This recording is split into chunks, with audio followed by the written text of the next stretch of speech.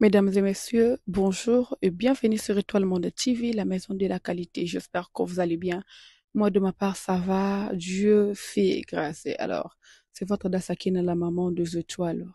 Si c'est votre première fois de tomber sur notre chaîne, notre vidéo, nous vous demandons très très poliment de vous abonner pour d'activer la cloche et des notifications. Ici, vous aurez droit aux émissions, analyses, live, débats, tout ce qui fait l'actualité. Alors, n'y ratez surtout pas activer la cloche et des notifications de maintenant. Alors, comme je l'ai dit au départ, c'est Ada Sakina, la maman des étoiles à Kamiel. Restez branchés, je vous laisse suivre cette vidéo et puis on se retrouve tout ou juste après. Alors, faites comme chez vous. Ave, babiloko mpenza important ave afrima banomine banomine ave s'il vous plaît banomine ve s'il vous plaît banomine na Tu as afrima posé une question. C'est important pour faire. C'est important pour faire et non pour les mélomanes. Parce que le trophée... banomine na afrima na chanson na ya mobondo donc eza ezopesa bamoni ve s'il vous plaît. Les trophées sont des titres individuels. Ce qu'on fait dans le trophée bolinga ngote boani.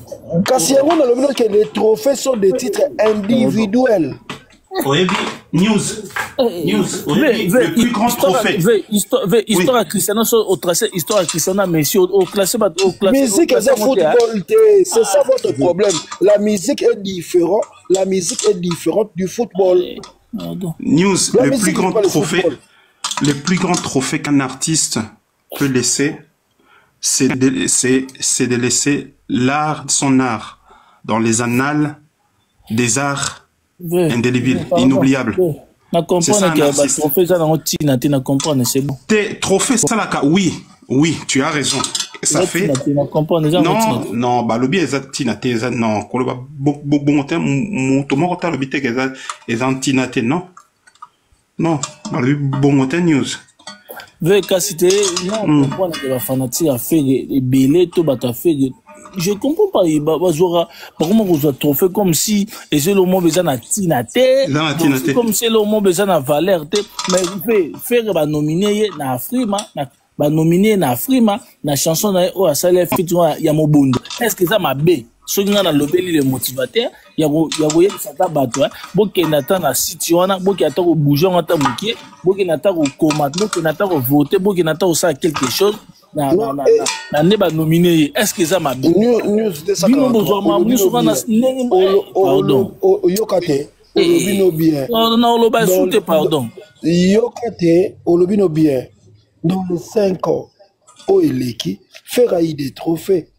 Mais na ba trophée au fer azui bandima ngota bamona ka ba trophée ferré o ya zura faire azana ba trophée té selon les Congolais oyo baza contre ferré bamona ka faire azana ba trophée té oh faire de mérite faire azwa trophée o ya liboso ya kora ya les marquis mutakenda ko zongo na Afrique du Sud c'était ferré faire azwa Kunde d'or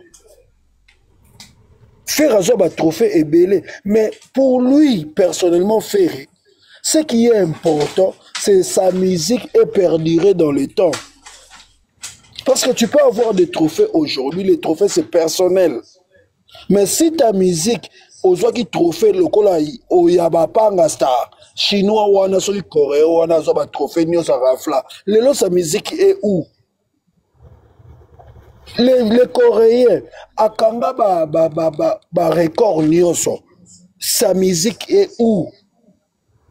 Or, dans la musique, dans la tête d'un musicien, ce qui est important, le monde a évolué. Bonjour. Tout ça, le monde comme numérique. La vidéo ezali, la personne peut facilement utiliser son téléphone, à une vidéo à tché. Mais il y a eu deux motivateurs. Harmonie, les biso batu 21e siècle de l'Obaka, c'est parce que au moins net me trouve à Kofi. Mais plutôt de tas tous ceux qui Eric Touti, ceux qui logique avant exister qui était. Kasayo faire un gobé biso na mutu, que Badjoua fallu comme danseur. Alors que non, non, excellence. Non, laissez-moi finir. Laissez-moi finir. D'accord, fini. Voilà. Tu vois, Aïe, parce que vraiment, on va mettre en avant l'aspect danse et Afali d'abord, avant de vouloir mettre l'aspect chanteur, parce que Kofi a sa contact. Ça, c'est une vérité,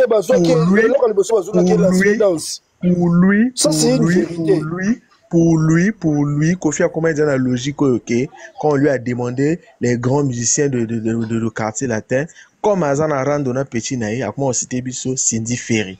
Et l'autre est venu poursuivre ce chemin-là. Aujourd'hui, avec la logique de VAR, moi je viens juste défendre l'aspect 243 VAR. Avec la logique de VAR, et celle qui même le vieux se retrouve face à lui-même dans le passé. Et ça, pour nous, les jeunes, pour nous, les jeunes,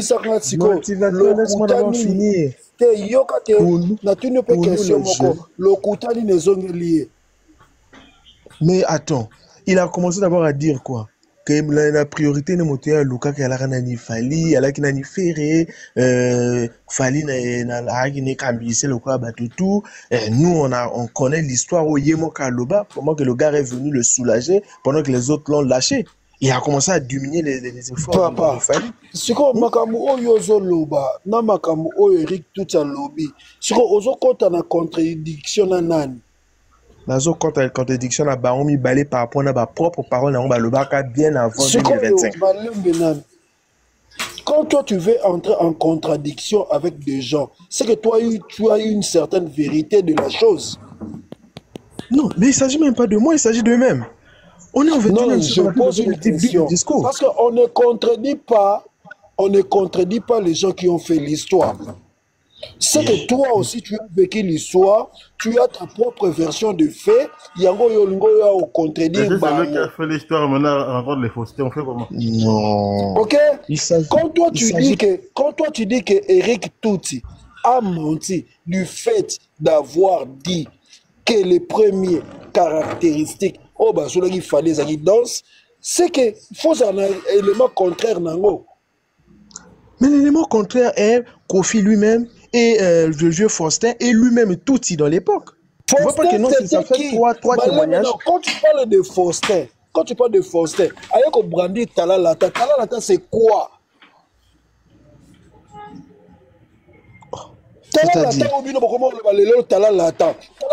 Mais Zaki groupe il fallait aller à Salada vocal Yokanan eza orchestre kuna bandal sinkin ezalaki même pas na 10 personnes 20 personnes où est-ce qu'on va là? C'est-à-dire pour toi en fait le motivateur c'est comme si tu connais pas l'histoire vieux motivateur ninga si on a expliqué l'histoire à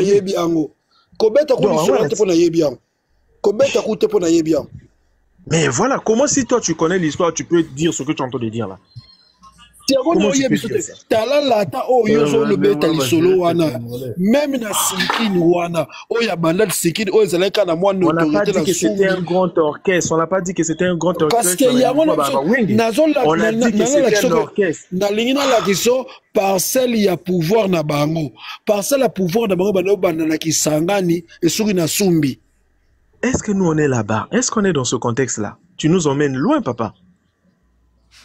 Le problème ici, c'est quoi? Le problème d'abord, c'est que moi, je viens juste que toi, tu dois savoir que vous devrez savoir, vous et le vieux Dilaka, vous devez savoir que vous êtes dans l'ère numérique. Dans l'ère numérique, c'est un temps qui ne permet pas le mensonge et les doubles discours. Parce que le double discours a tendance à ridiculiser et à réduire la personne, c'est-à-dire à te faire mépriser même, ou à la même mépriser la société. Parce que dans la vie, on aime les gens cohérents. La cohérence donne de la valeur à un homme quand il s'exprime. Tu peux pas aujourd'hui le matin dire A, demain tu viens, tu dis B, après tu sors, tu dis tu es un homme réfléchi. Non, un homme réfléchi est cohérent. Et aujourd'hui, avec la logique de VAR, nous, les gens du 21e siècle, ça permet à ce que même moi qui te parle là, je dois savoir que je dois être cohérent dans ce que je dis jour après jour. Sinon, si demain je viens changer de parole, je perdrai, comme on dit, en crédibilité. Voilà le mot que je cherchais. Il faut qu'un homme soit crédible quand il s'exprime. Les imbéciles ne changent pas. Non, mais ça dépend. Ça dépend. Tu peux pas changer une vérité pour dire que j'ai changé. Aujourd'hui, si on te dit que le soleil se lève au nord, donc 3 jours après, tu viens, tu nous dis au sud, tu dis que tu es cohérent. Au contraire. Toi, le soleil se lève à l'est et se couche à l'ouest. Bah, contredisant, mais bah, contredisant. En fait, personne n'a contredit parce que c'est scientifique et c'est prouvé. On ne peut pas le contredire. Ok, ce que le but a contredit, qui était ce que tu as. Donc, avançons.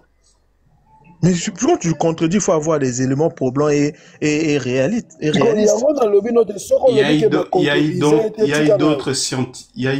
a eu d'autres scientifiques qui l'ont contredit. On va pas aller dans le complotisme. Il y a eu d'autres scientifiques, mais ce n'est pas lui-même qui s'est contredit. Non, au fait, Excellence, Frangin, donne-moi juste quelques secondes, Frangin. Et là, on a un poney expliquer bon, peut-être dans une forme tu sais, aujourd'hui, la danse, comme on a, au fait, bon, après, on a comprendre, hein, des fanatiques, je dis bien, je comprends les fanatiques, d'accord? Je comprends les fanatiques à cause de mais cependant, au moins, dans le contexte, fali azalaki au moins so bazo ko intéressé na mingi parce que Kofi a manqué une personne mwana oyo abane rotila motema mwana qui était Bourron Pela. Bourron Pela avait la voix, il était beau, il avait la danse.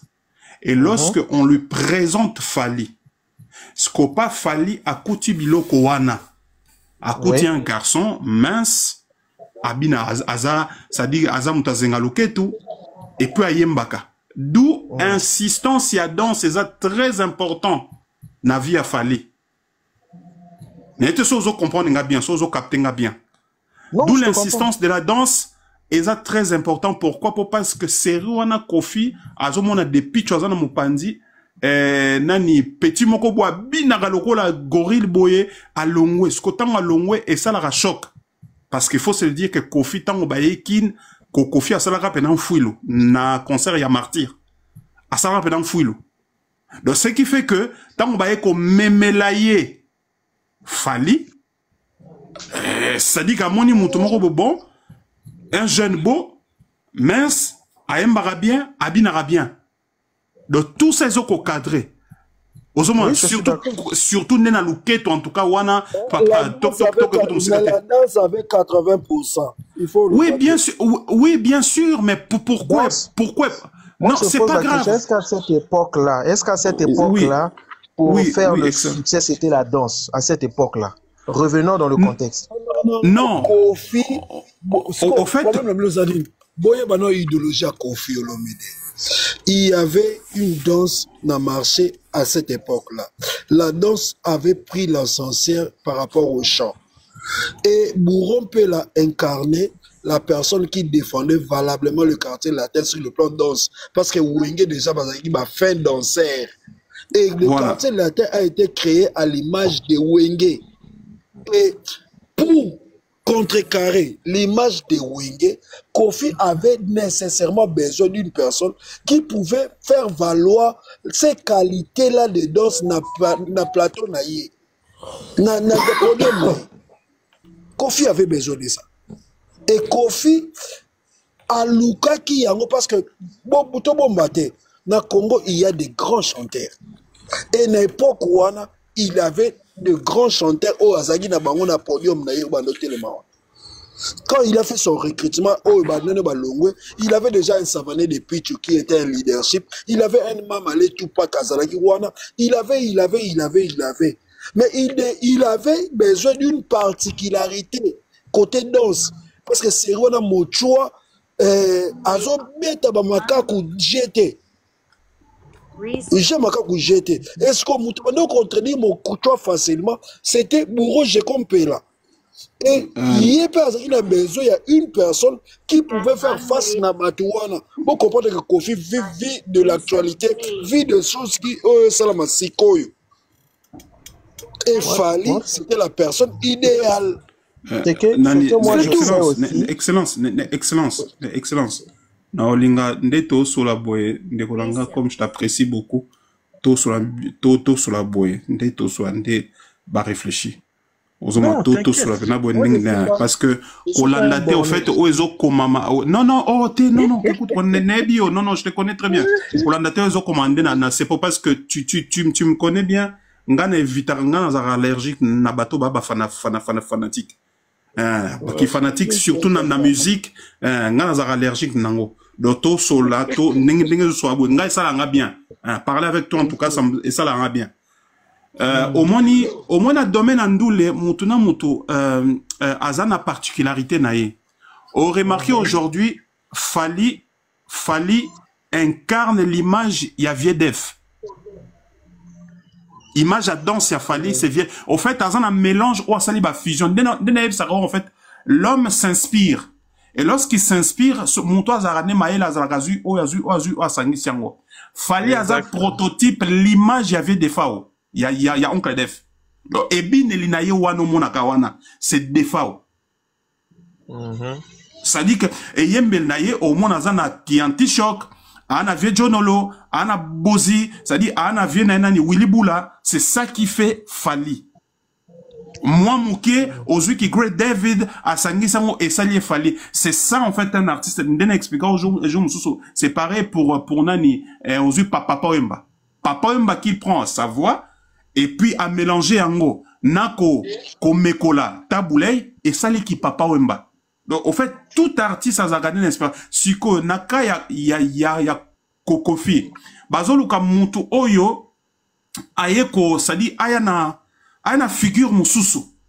Et papa na yebse papa kota, papa tango ba fali bae papa, batu babina kana bango, mais papa kota zenga loketo. Papa. Pour te compléter, pour te compléter, il avait dit, tango fali ayaka, côté à Marc Tabou. Alors, quand aïe, a cité que 2 caractéristiques. Alors, dès que Mémélié Fali pour la première fois, il y a une répétition.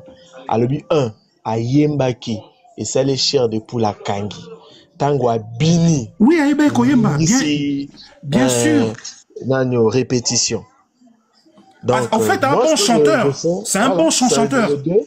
Et puis, quand on a pendant le Moussou, il y a le bâti, le bar même, dans le studio, c'était comment c'est quelqu'un qui l'accompagnait, qui le conseillait. Comment le roi conseiller Nanga. Mais si n'explica, parce que Nassine explica il est chanteur guitariste.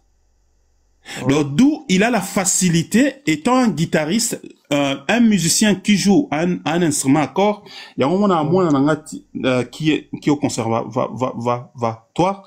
Que non, c'est bien pour un violon, il y a une la violon, c'est bien, mais j'aimerais que tu fasses au moins l'orgue au piano. Oui. On peut pas que voilà. Et aider un jour pour la composition na yo. Au somona. Et aider pour na ko décortiquer accord note. Du coup, pour na zonga. Ça dit que tant azoyande test naye, tout ça comptait, ça fait partie. Donc, pour voilà. C'est-à-dire, choix naïzaï que non, à bourron pelake. Ce qu'il faut petit moko aya kolongolo, papa. Et puis, yeba yango likolo nango eza étoile. Parce que non, biso que papa, Mustafa, Neko, talanzembo ya. Boyokele ki koloba, munguna na yo ngaite, moninga na yo tala clip wana. Au moins, papa Moustapha nenga papa, danser bandako bina ya nyama. Mais zape siko étoile na ye. Ça dit, azape na étoile o ya ye. Ayaki na étoile, ça dit, moutuna moutou yaka na étoile o ya ye nzamba kele la ye. Ça dit que moutou, ndengo tambola rabon excellence, toko kenesika moko boye, au moins na boye yo le koti 100 000. Nga le koti tamu susu, 1 000. Ou, pardon, 2 000, ou 1000. Ça dit que Moutuna Moutatamboula déjà na vie au nez aux arabes azara nettoie ya papa yo kanti 50 francs. Non, il y a eu des chants papa bazala qui na ba chanteur bala qui wana noko. Ba chanteur bala qui est belé. Bala qui ba super chanteur même koleka Fali. Mais ezala kazaki na particularité, c'était son étoile ya Moutou. Et puis, étoile na ye zaki o ya ye. Ça dit étoile na ye azaki nango. Et puis, na savoir-faire na ye, ayebaki lindanda, ayebaki ko composer. C'est ça qui fait sa particularité. C'est pareil pour na ba faire. Yo, quand il fait repena do telemi pena buena jani. Faire repena na jani. Papa. Voilà combattre. Mais faire azaki na particularité mon corps. Faire azaki bosseur, alaki na étoile. Donc, particularité na eza ya ngwana. Ozomona. Merci. Oui. Merci. Bon, moi, je suis en train de sortir là, je vais revenir tout à l'heure. Moi, en fait, je sais pas ce qui était. Non, l'accent, on a mis l'accent. Naebi pas yozo kende, naebi. Yo erno yango et. Wana pengo za pengo. Yana wenzi. C'est où? Ah bon? Combo. Bolo ka ba désordre de terre pour yo to ebe pa yo uta. Bino fina bino ma machette. To ebe pa yo uti. On connaît. La bonga motema. Bana mabe bolingi via bitumba. Ah! Non, sérieux. Il y a maintenant des ordres de thé. Wana vina binoti. Voilà, on a bon matin. Bino, voilà, on a bon matin. Bino, on a bon matin. De changeable. Là, il relaxe. Ça te comment là, bon moment. Là, il y a l'on la fleur dans mon corps. L'on la fleur dans mon corps. L'on la fleur dans mon corps. Excellence, quand tu as dit que tu ah, nous, tu as intimidation na intimidation na tikango. C'est dans on bloqué ou tu n'es on a bloqué ou non. Ah, frère, on a pas nous tinde la ngana. Panel mo woche ba fleur mo buta cha ba mo. Ah, franchement, mon bout de cha ko babalion. Ah. Tu fleur mon quoi. Atara lio ngowapi. Ana iloko ana mbongo hotel. Ana mbongo hotel. Tala moto des trucs condisciplinés. Ana mbongo hotel. Condisciple na bien condisciple. Ana mbongo hotel. Il est déjà Charlie en live. Soit Charlie en live, ana battu combien Charlie déjà. Yo wana nzungu de la biabi. Ah. C'est bateau batinga na minute. Ah, nzungu. Bibi no monde na bino la monde moya ba maboma pardon. Bati ya minute po basang na bangelo ko lo. Ngala yango na zaka nga disposer tu nota ba question na lu kota wana. Nani? Ayot. Bon nani yango ngo sa semblant. Oh taba news mususu. Na bia faire aza nominé na ah papa si lo baki yango te. News. Amoni faire aza nominé nani ope fallait aza nominé ou ranson pas aza nominé na nzemone na générique na tous ces pays ici-bas.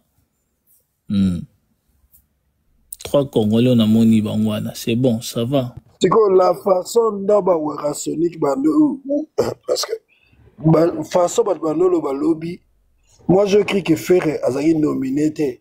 Mais là j'apprends que Ferre est nominé. OK. Ferre aza nominé, azape nominé na Nzemba Mobondo, ape nominé na Amour Elisoire. Nga siko na ndiye bagité parce que moi je croyais que aba nominé Wera ba nominé Ferre. Bazala baoka ba nominé jusqu'à oui, baza nominé, Ferre pas aza nominé na D type. Ana nominé na featuring ana D catégorie. Oui, aza nominé na on a moni D catégorie Amour Elisoire na nominé à chanson basala featuring na on a jeune na tanzanienne. Donc on a moni D catégorie. Il a fait go aza nominé na Afrima. D'ailleurs, j'apprends aussi, hein, parce que on a eu lobby, c'est comme si faire côté de la nomination, on a raté. Donc, c'est une bonne chose. Mais non, personnellement, moi, je me base pas sur ça. Oui, mais le problème c'est que Azalara. Mais ce que faire Egola, le problème c'est que mon inda nominé bon, au moins il fallait na muto atinga munene. Ferregola aza nominé, mais le problème c'est que Ferregola. Bochena mnene, la Sabiso, Dengeni Ferregola aza nominé, et vous savez la biso bien. Je comprends. Ferregola aza nominé dans des catégories. Yolina, dans la question nini. Keno luka nini au Kora nini au Afrima kuno mona Ferregola nominé dans des catégories. Yolina la question nini. Bana basi pe baza nominé hein.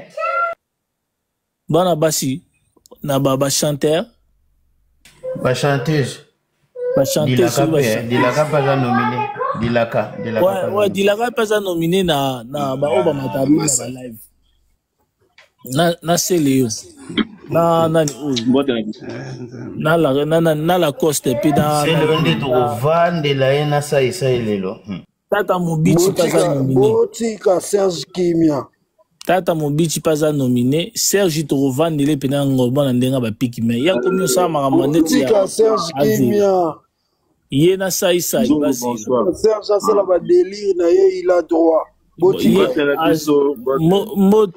M mote Yazila na mutima moko ya rapida lobi boye kozala nominé na Afrima esengeli osala nini mpona artiste est-ce que elle Afrima moto akoconvoke to eza yo moko moto akopesa candidature kuna bon pour nga na ndenge o nga na yebeli Afrima je sais pas trop vraiment ba critères où ça là-bas nominé bato. Donc il faut que je pousse à aller regarder ba critères où ça là ba nominé ba artiste parce que na monde peut falloir ba nominer faire ba nominer na Amour Illusoire ba nominer peut wera na ici tous ces pays ici bas bon ba critères to le lenge où ça là-bas nominé bato kuna na Afrima et ils sont un peu pertinent. Bon, on a bon, maintenant, attends, le motivateur, pardon. Pardon, on a continué à idée, sinon tu vas me perdre. Pardon, s'il te plaît. Pardon. Alors, l'autre question, est-ce que artiste tango bazo nominé est-ce que yo ba okozalo compte est-ce que ba yebisaka te avant au préalable ba nominé liboso on nominé est-ce que ba yebisa yo te on peut pas nominer un artiste na trophée Mambo ya munene ndeti Afrima sans staff tout sans équipe artiste ils au courant et ce gars artiste a nominé après il faut que benga artiste yebisa artiste pesa qui information qui a nominé pour que artiste puisse prendre lien to affiche wana a poster on peut na page ne pour ya ko avertir to pour passer information pour na ba fan na il peut savoir que na nominé na telle place ndeti et salama qui fait rigoler salama qui na trophée Mambo qui kunda award na monaki faire poster rango. Donc, des trucs comme ça. Très bien. Maintenant, voilà. Maintenant, on a le but, non? Au moins, à un moment donné, il faut tous aller sérieux dans la vie. Il faut tous aller sérieux. Pour un bon, l'artiste est belé. Il y a RDC. Afrimo boyoka o bozoyoka Afrimo. Bania ango même 100 000 fois. Baloba ya ba trophée à l'okuta ya mankion. Et toyebi bango. Parmi bango, ndeka boyo bomoni ba convoquer bango. Mais pourquoi ba rejeter en côté? Pourquoi ba boyo en côté? Pourquoi? Bandeko. Tomi tu na nani? Pourquoi ba rejeter bango ba lobi ki ba trophée mankion? Mais bango nini ba to nzimango? Nana ndimi yango. Mais toi bani aote papa. Tu as posé une question au lobby pour nani babo yango te pour ni ba rejeter yango te. Je te pose la question. Nana ndimi yango jusqu'à preuve du contraire pour faire biso artiste numéro ndimi yango. Le motivateur. Nga suki na nga wapi. Nzungu. Toza maele, toza mikolo, toebi makambo to kosala to koloba. O pe ezo sala matozo mona. Donc, na kacha biso tuawa yana moko te ko ignorer que non yana ba artiste ba wanga na bango Afrima. Ah lelo wa ba ko na M ndego M ngapi na sali erreur pona lobi ka faire za nominé na deux catégories amour religion na mobo amour religion na mobo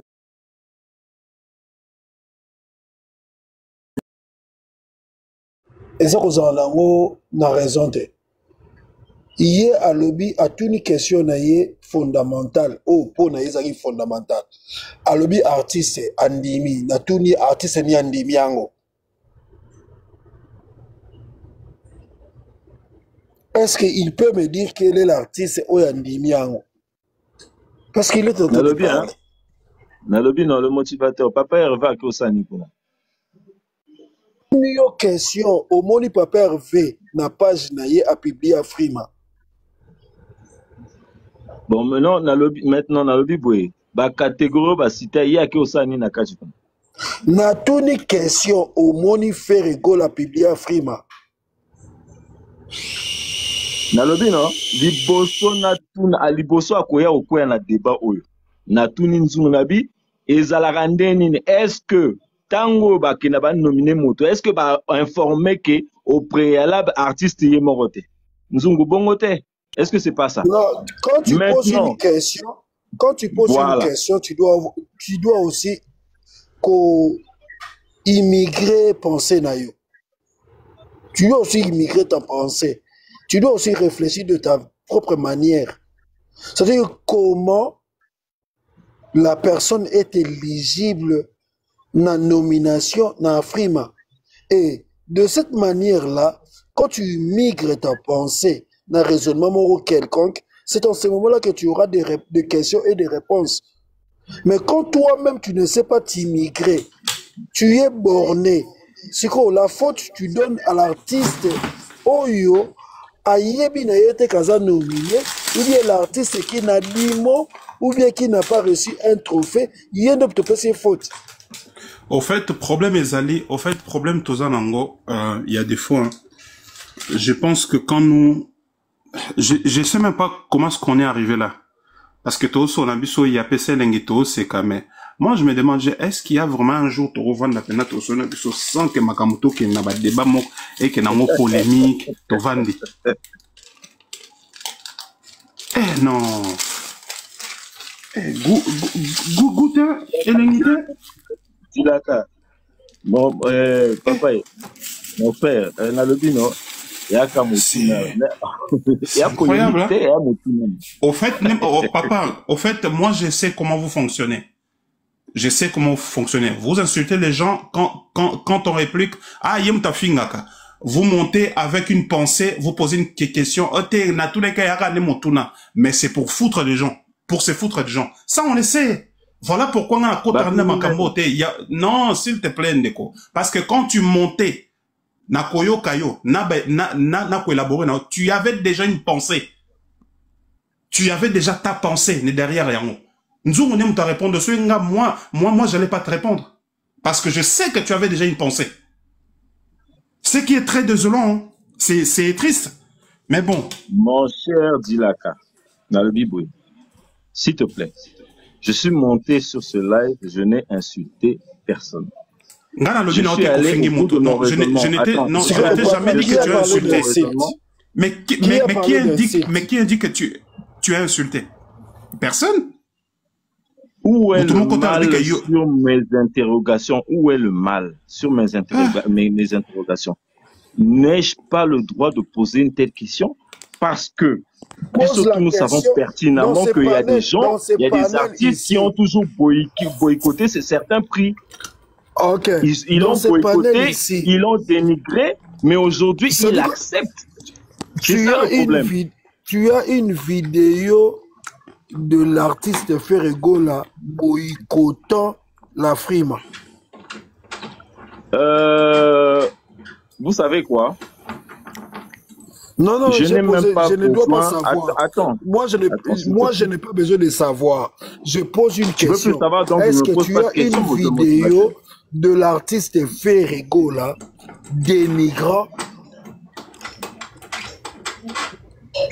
Mais je dis ceci, d'autant que tu ne veux rien savoir, mais tu me poses encore la question pourquoi.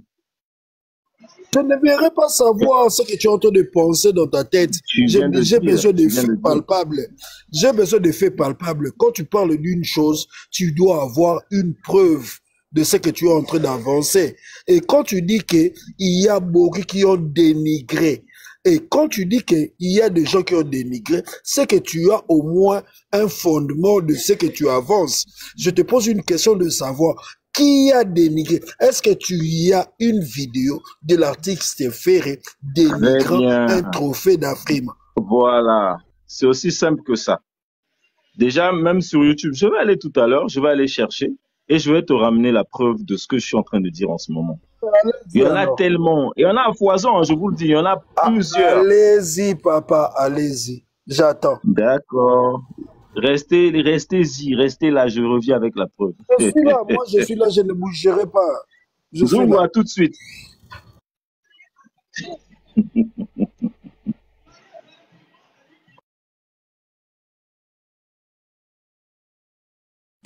Maintenant, on m'a fatigué dans ma rambo. Pardon.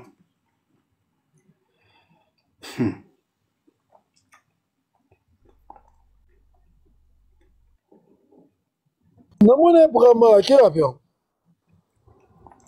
Kitaki na evi. Kitaki?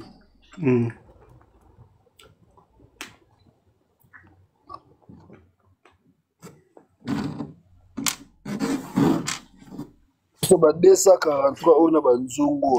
Ba yena ba concept na bango ya oswanisa bato tongo midi poko. Pe ba ofula ba live na bango moko bandi na tongo. Jika. Bayana ba idéologie na bango ya ofula moko bandi na tongo. Ba kindoki, idéologie kindoki, bayana ngo idéologie kindoki. Ayena aye azuna minuit 6h du matin bato balala raté. Bandoki.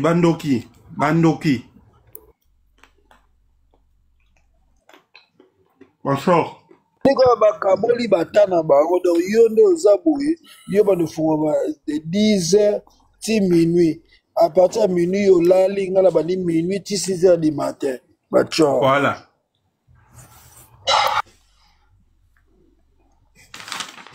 bandoki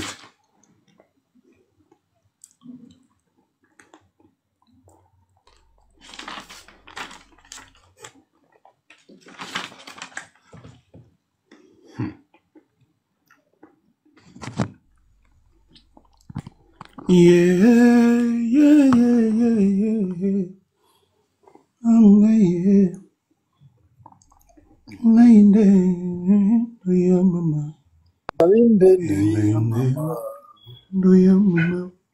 Sinisakela siozwa mutation na mandaka zoa mpete monene na kompani ya leta zoa mpete monene ata na social, hein? Oui. Et la famille bakoya lokola kaka nde défilé baninga kelasi baninga bukola bakoya nde lisalisi salisa pesa nde pesa motindo nini na sala na kokite tika na nzembata na nzembo eletrika tika na nzembata na nze trida mama bidia kwe mokolo kokelelo komona nde makambo molumbu ya nkoba bolumbu ya mokomboso bayeba yaka ebele pana yo lokola Agence nationale pour l'emploi bawe nyonso naka lokolo za l'assistance sociale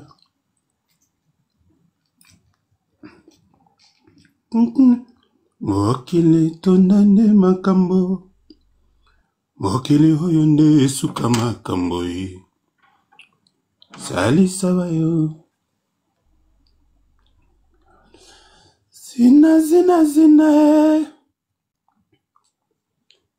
zina mwana ya mama yoka Yozalinde ndo ya mama Aziza Nazela kakaka okola mama Yaka zeno Kobomelanga yanga barevete Naka Aziza Tovanda na Tokyo Tobotana ya bana bolingo nanga wana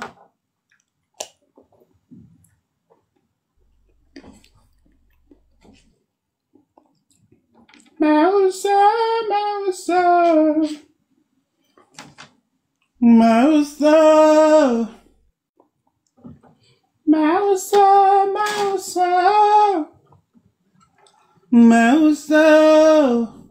Wana mama Yele mauso lele Azimi mwina ya palingo Zanga Mariana kenelele Mbonde tabokie Malile katani mesesini ho Nazangi nandako na posta Ona tema munanobo Mpera wakina mayo Mbambisi babona bango kolia Nakamira ngalilita Oye zangile nambo Bakomi ndeko nyatanga Nazangi Nanyango abikisanga rara Nasangi palinga roro Azali mota kolongola nga pasi Aya na mama Kizunguzungwe Amalango He kizunguzungwe Amalango Enalela nanani he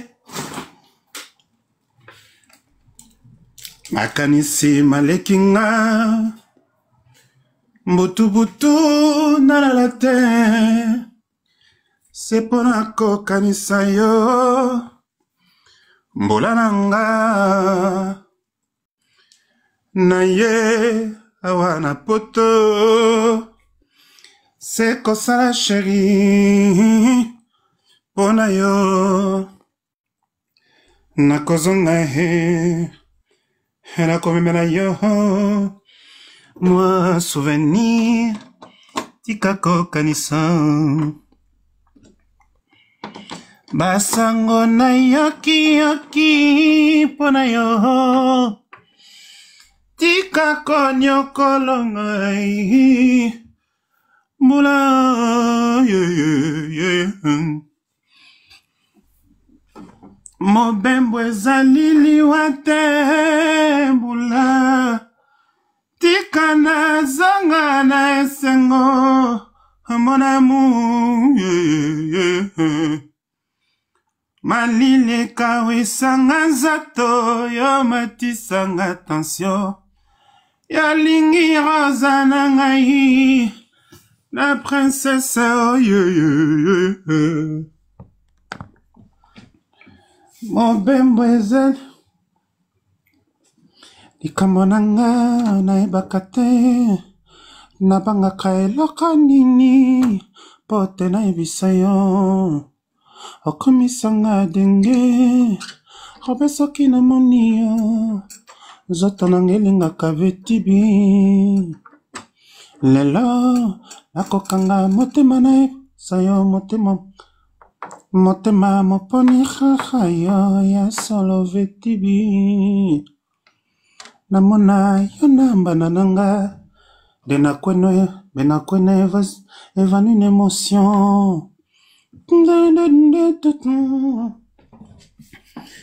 Vetibi mamanga na baby Kitakola kola momalaso Winda ya paradiso Zela mino échangera Mama na yande mosanto Tata na yande batiki Yamana oza kene.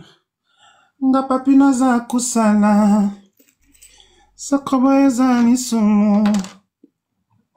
Ekoki kolimbisa mate. Ekoki kolimbisa mate mama. Ekoki kolimbisa mate yaya. Ekoki kolimbisa mate. Boire ngape. Wana nani? Wande petit le fombo. Akomi mokolo hein. Po avani na bakolo. Mami. Oyo yangai. Mwasi nanga. Nakobatela. Chérie. Oyebi mwana moto. Ah baby. Seni kolona yo. Mbotu na moi. Nazali kopanza. Bomoi nyonso na maboko na yo. Nasamba tabolingo ya mami. Poratika nzungu na mokili. Nasamba tabolingo ya mami. Poratika nyonso na mokili. Commanda Jacques. Yeah. Nga panza ya mami. Mami ya bibiana yenga. Shenga mami. Nazali na pasi mingi. Mami.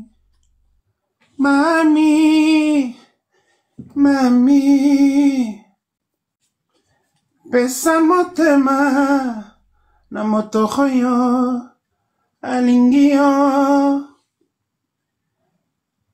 Ngara komi lokola zopa. Ngara komi lokola mwana. Ngara lingi kolia bilite. Ngara lingi sebabombo mba biskuit. Ngara kokona nengenini.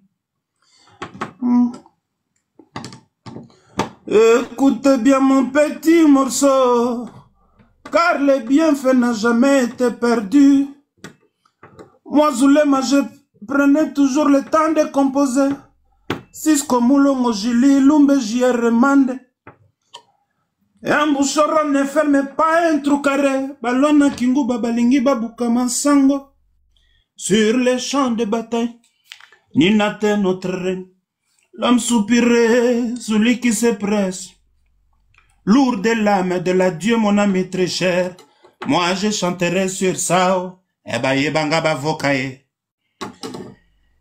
Wenda kuntwala mama. Mayebanga bavoka mama.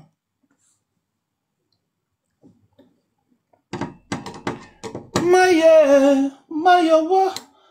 Mayo pisenga shikwa tola maye. Muboloko kabele kansiria samuangoloko kumputu pe kantukiri. Kawalunga nko waba. Era tampete na mbulumbulu bukaya ya nancha bachinda. Mwanango wa yuma sembo. Bukala ndanzila yisukirio yo. Nganda modinte sanga mpazizi bamona yandi kwa mbazi kwa nizamona. Nyonge nanka wanga mago. Jaricha jimba numa. Mamuna kwa manchimuna Foka kuchinyonga Foka kuchinyonga. Ya babokila gola 16 kunda kuntwala. Ayaya mpashi kuvumu. Ye babokila ya motivatere. Ye babokila fere. Abachaba polémique. Mwana swana na papa po amela mabela mama na moi. Ye ngaye. Mama. Mama zo comprendre te pourquoi papa zo beta mwana nzoka nde mwana melaka mabela mama na tongo. Ye koma na pokwa papa. Yetrenga leo, ma belle maman est fière Nokio. Et ma watro. Papa, pourquoi tu fais comme ça, oh maman? Papa, pourquoi tu fais comme ça, na maman? Papa kangela kanda mwana. O mwana ya melaka mabele ya mama na ntongo. O mwana ya fiba kamabela mama na ntongo. Ah, mpaziza luzingo. Maka maka maka maka. Makambo minene yo mema. Okozwa lifu. Lifu tinango. Dio mbela o, dio fela mwana bato. Ah, dio fela e. Mama. Liboso ya kotala. Lukana no yeba. Liboso ya koloba.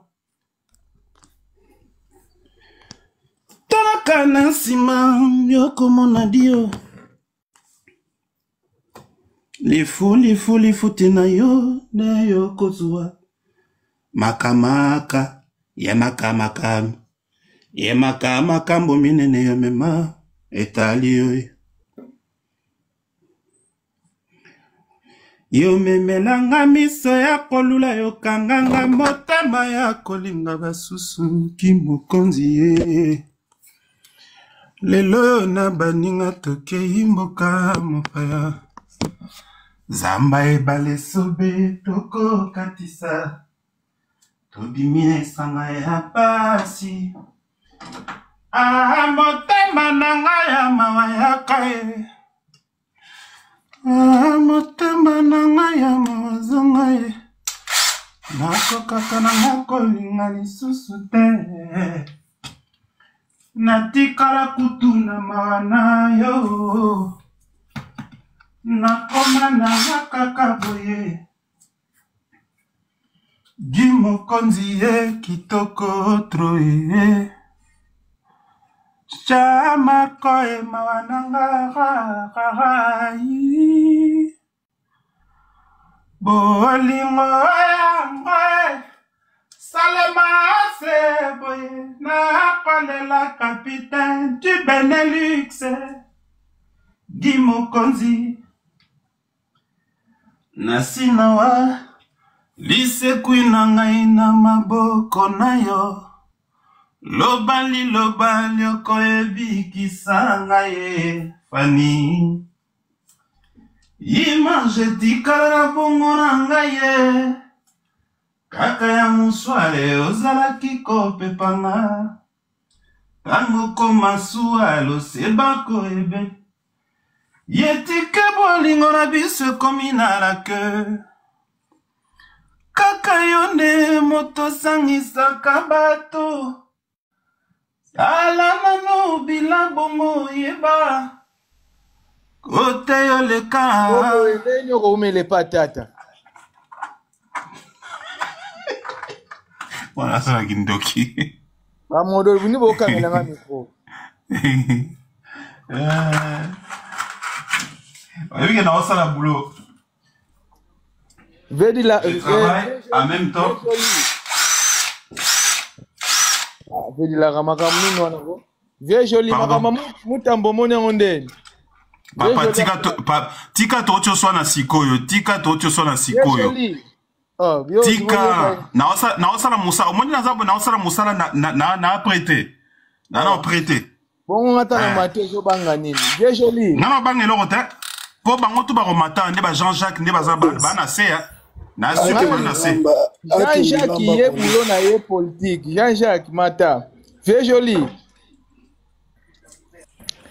Mutamba ndenge nini? Basuki ndenge nini? Bakanga ye bakondana ata 50 ans de prison. Asali. Yeba makambozolo ba vie. Yeba makambozolo ba. Yeba makambozolo ba vie. Ani sabina michopo. Yeba makambozolo ba vie. Mais baba ni condamné pour nini? Vie motivateur. Siko bayebi sabilo que tu sais que dans rappeler. So tu sais que dans résister pour kino linya tu sais que dans résister. Tu sais que so bo bimelo na tongo lelo lobi na tonga kimina. Bo baba ni. Tu sais que Non, Tshisekedi c'est un péré. Tshisekedi akoka mangungu te. Ngana kompana ba panel te bate Tshisekedi to mona ka bango te kaka ba kabiliste. Kabiliste ba partout. Yo boza kabiliste. Oya wa pouvoir. Yo za kabiliste. Malé papa tu es kabiliste papa. Mutaboma Jacques ba moyen ngana ko soutenir. Mon frère na ebisio. Jacques ba moyen ni lo ba wana. Na yo côté papa ken na yo côté. Yako sala pardon. Oui. Kanga bien. Ouais, nena yo siko. Oza mystique na ebisio. En tout cas, mon frère Nzamba Pambolo lisusu biko zongisinga ba nostalgie moko boye. Dilaka. Na confirmer penda oza pena moi la mujika. Merci. Dilaka na confirmer penda oza mutala mujika mon frère. Merci. Oza pena tango penda ya makila. Félicitations. Merci Kuluto. Merci Tomega. Au moins en fait na osala boulot en même temps na oyemba donc na otala ko téléphone teni ba commentaire en fait.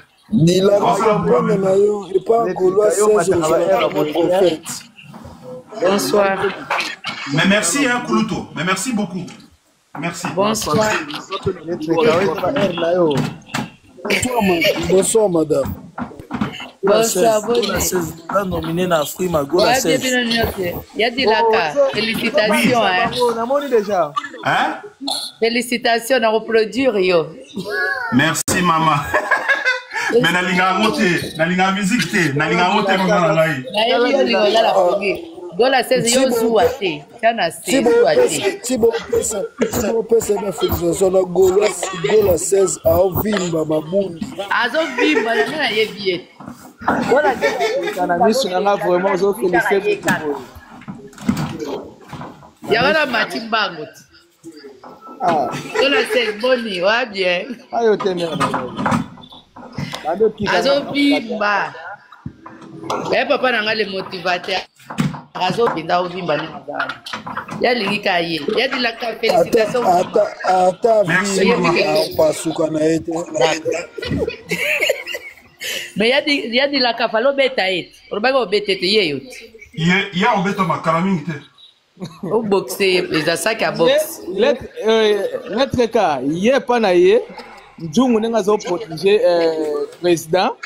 Bako tu na ye makambo ya mozindo te. Batike ka bongo to yoka na biso kaka. Ah bon? So les aïki mutu mutu ani ngo tanda ye na nino ya na mutalaka ya. Mais njungu a protéger kitoko. Njungu asali musala kitoko vraiment. Asali musala kitoko. Pour ayebi ba esprit za la koto so protéger ka été. Ayebi asali pa musala kitoko. Félicitations Njungu lani. Njungu azati.